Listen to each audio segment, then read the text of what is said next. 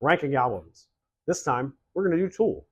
As always, if there's anything you want me to rank, put it down in the comments. I will get to it eventually. I do listen to all the albums of the bands that I rank, unless I'm intimately knowledgeable about those albums, so it does take me a little while. Enough of that. Let's get to Tool. First up, their most recent release, Fear Inoculum. While I don't believe Tool has an inherently bad album, the fact that this took 13 years, I think, to come out, I don't think it could ever live up to the hype that people put on it. That being said, there are some standout tracks. The title track, Fear Inoculum, Neuma, and is it called Tempest? It's like 7 Empest. That's like 15 minutes long. It's got a really cool solo by Adam Jones in it. Those are my 3 standouts from this album. There's a little bit of filler on here that is just like junky stuff that's not actual music. I don't like when they do that. Next up, 10,000 Days. Again, while Tool does not have a bad record, the fact that this had to follow Lateralis kind of held it back without even being able to be heard. Some standouts on here, Jambi, The Pot, Rosetta Stone. Those are 3 really, really cool albums. Number 3, Undertow. This was their first full-length release. Opiate came out the year before.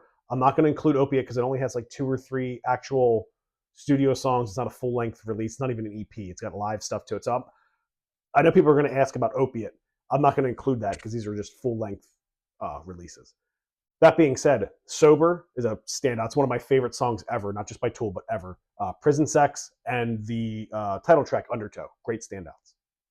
Number 2, 1996's Anima. Is that how you say that? I always get confused how you do that little A thing. I know Metallica had that on Lux Eterna. So I guess it's pronounced Anima. This was the first album that they released with Justin Chancellor, and this sounds unabashedly like Tool. Nobody else sounds like Tool, and this is where that really started for them. Stinkfist was the single, but for me, 46 and 2 is the best track on here. I love that song. That is my favorite Tool song. That's one of my favorite songs ever. Great, great album. And the title track, the guitar work on that, the riff on that is one of my favorite riffs ever. And number 1, 2001's Lateralis. This had a lot of radio airplay. This brought them to the mainstream unlike anything else before it, or even after it, I would say.